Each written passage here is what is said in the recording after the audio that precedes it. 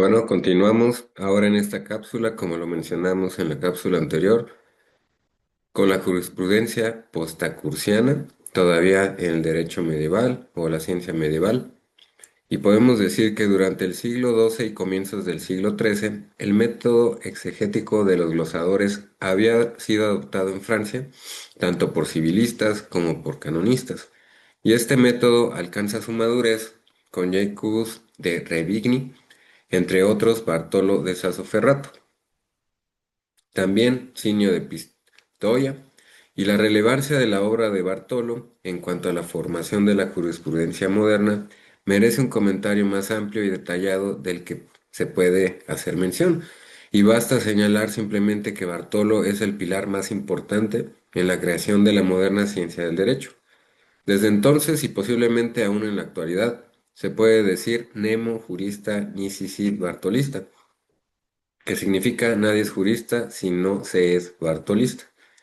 Con el método escolástico de deducción, los jurisconsultos italianos pudieron ir más allá de la glosa ordinaria. En manos de Cinio, Bartolo, Baldo y de sus sucesores, el método escolástico reordenó la doctrina jurídica, parte romano-justiniana, parte práctica judicial de medievo, bajo la ratio iuris. Con el prestigio de la dialéctica, que alegaba haber resuelto el problema de reconciliar la reverencia hacia la autoridad con la razón, el método de los comentaristas adquirió la misma santidad que sus doctrinas. Es mérito de los comentadores, que se puede definir como posglosadores, haber transformado el derecho romano, y esto en jurisprudencia común italiana, y posteriormente en jurisprudencia común europea. Al respecto, cabe subrayar que fueron ellos los que prepararon el camino para que el Corpus Juris fuera recibido como la jurisprudencia del mundo occidental, y fue el derecho romano de los comentatores la jurisprudencia de los comentaristas, la que habría de cruzar los Alpes y jugar un papel decisivo en el devenir político de Europa. Ahora vamos a concluir esta parte del derecho medieval y vamos a empezar hablando de la influencia del derecho canónico. Y por esto vamos a empezar diciendo que el derecho occidental, al menos en los países de derecho codificado, se identifica con la familia romano-germánica. ¿Hasta qué punto el common law pueda canalizarse también en fuentes romano-germánicas merecería también un apartado especial? Pero ahorita no sería hablar tanto del common law, sino solo del derecho canónico y su influencia. Por eso, pero lo que no se pone siempre en evidencia es que el derecho romano-germánico, fuente de nuestro derecho codificado, no es solo romano-germánico, sino que también es canónico. Y con esto podemos decir que el impacto de las ideas cristianas en la sociedad romana y más tarde en la germánica, así como en sus respectivos derechos, tuvo gran importancia en la evolución y en lo que muchos han calificado de cristianización de esos derechos. Esas ideas remodelaron también numerosos aspectos de las relaciones jurídicas, y cuando comienza la enseñanza del derecho en las grandes universidades de los siglos XII y XIII, lo que se estudia, se investiga y se enseña es el derecho romano justiniano y el derecho canónico. Los dos corpus juris, el romano y el canónico, los juristas formados en Bolonia, París, Salamanca, Coimbra, fueron los que modelaron las bases de los derechos nacionales. Se ha hablado mucho de la recepción del derecho romano, olvidando a veces que en numerosas ocasiones el fenómeno de recepción era doble, derecho romano y derecho canónico. Ahora vamos a hablar un poco del impacto de las ideas cristianas y las enseñanzas del Evangelio hechas vida en las comunidades cristianas fueron introduciendo modificaciones en el comportamiento social y como consecuencia en las relaciones jurídicas. Esas enseñanzas van tomando cuerpo poco a poco y se van transformando en principios jurídicos canónicos, que influirían considerablemente en la formación del derecho occidental y en sí en derecho en general en cualquier parte del país, o del mundo, perdón. Entre esos principios se pueden poner de relieve los más importantes. El principio de justicia que conducirá a establecer una adecuación de las normas jurídicas a las exigencias de la justicia. Un principio de respeto de la persona humana y de sus manifestaciones de voluntad que tendrá gran impacto en el reconocimiento de los derechos humanos y en el establecimiento del consensualismo. Un principio de espiritualidad y su utilización de los conceptos jurídicos que permitirá el reconocimiento de la personalidad jurídica en lo de los entes colegiales. Y también un principio de utilidad práctica en las construcciones jurídicas que establecerá, entre otras cosas, la noción del jus ad rem, intermedia entre el jus in re y el jus in persona. También podemos hablar del principio de justicia. Y la legalidad enraizada en la voluntad del principio o en el pacto se supera y se realza cuando se busca la justicia en la voluntad de Dios. Así las leyes adquieren un fundamento más alto y una valoración moral.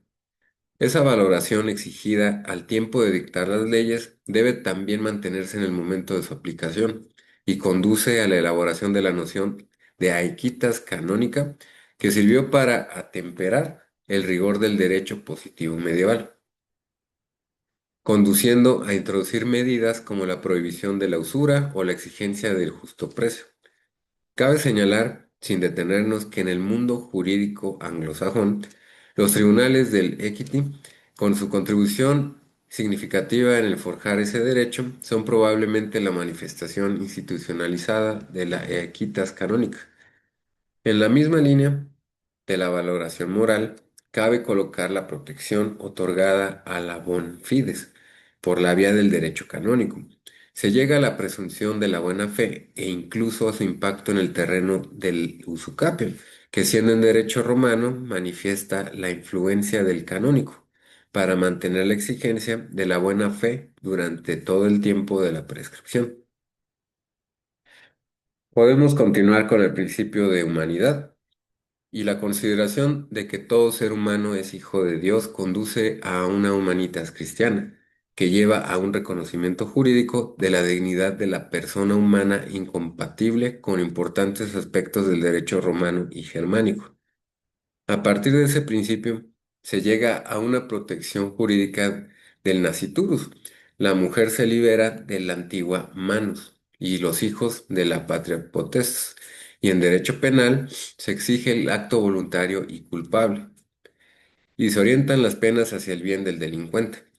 Ciertamente, algunas de esas conquistas del derecho canónico se eclipsaron con la vuelta a los textos del Corpus Iuris Civilis, en el momento de la recepción del derecho romano, cuando se vuelve a un cierto legalismo.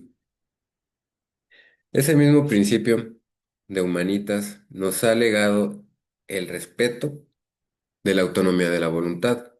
El formalismo estricto del derecho romano clásico puede ser un obstáculo al respeto de la voluntad del ser humano, y así se pasó del ex nudo pacto actio non oritur del derecho romano al aforismo pacta quantum menque nuda servanda sum de los decretates.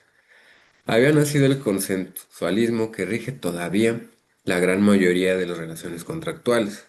En la misma línea de pensamiento, el derecho canónico tuvo una influencia decisiva en el reconocimiento de la eficacia jurídica de las disposiciones mortis causa informales. También podemos hablar del principio de espiritualización de los conceptos jurídicos, y el impacto de este principio se enraiza de una parte en el concepto de cuerpo místico que es la Iglesia y de otra en el reconocimiento de que el dominio sobre todo el universo lo ejerce Dios.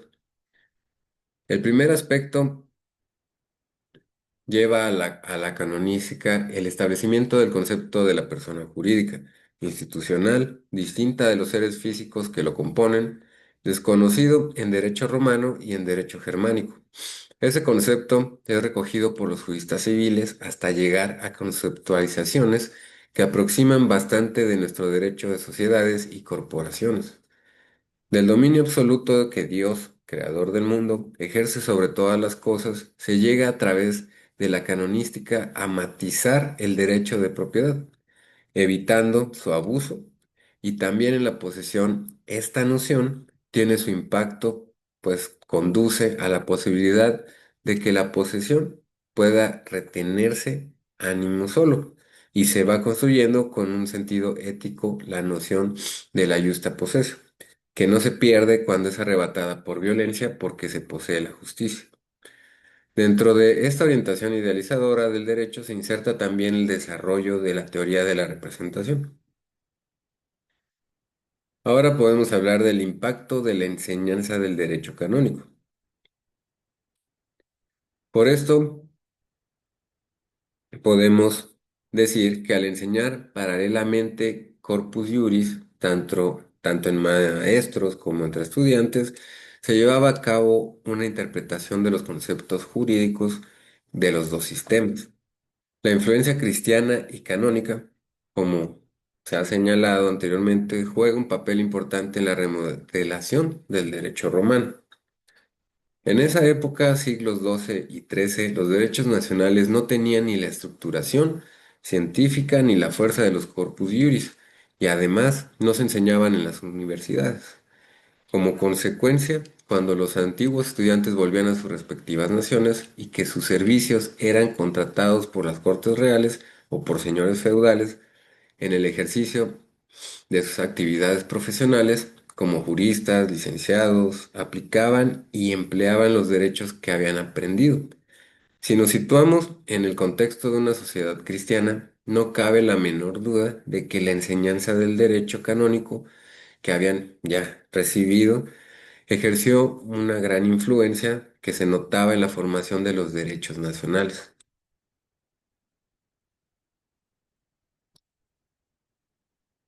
Ahora podemos mencionar un poco de la influencia del derecho canónico en la aplicación del derecho en Quebec. Y en dos momentos históricos ha habido una religión de Estado en Quebec. Y la época de colonización francesa de 1534 a 1579, durante la cual la religión oficial era la católica, y la primera fase de la colonización británica, en la que la religión oficial era la anglicana, pero desde el fin del siglo XVIII en Quebec, como en el resto de Canadá, prevalece un régimen de separación entre la Iglesia y el Estado. Esta separación conlleva un reconocimiento explícito de la libertad de cultos y al mismo tiempo una integración del derecho canónico en el ordenamiento jurídico de ese país.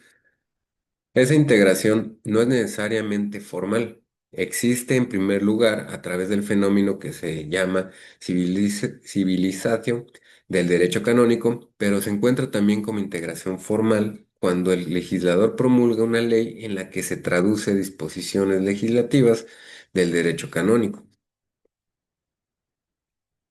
Ahora también vamos a hablar rápidamente del fenómeno de la civilización en el ordenamiento de Quebec.